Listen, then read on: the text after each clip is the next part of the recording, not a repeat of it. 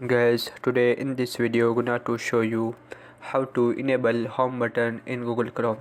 So guys, if you want to get Google Chrome home button, so very easy. Firstly open Chrome browser. After click on three dots.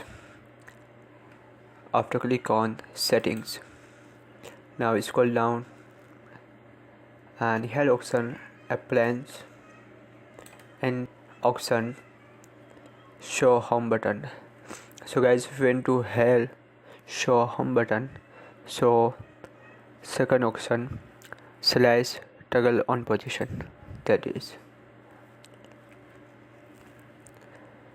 And if you want to disable home button, so slash toggle off position, that is. If you want to show home button, so slash toggle on position.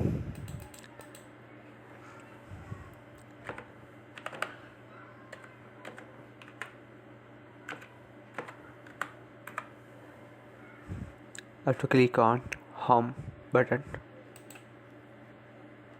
that is. So guys, this is very simple and easy method if you want to enable home button in Google Chrome.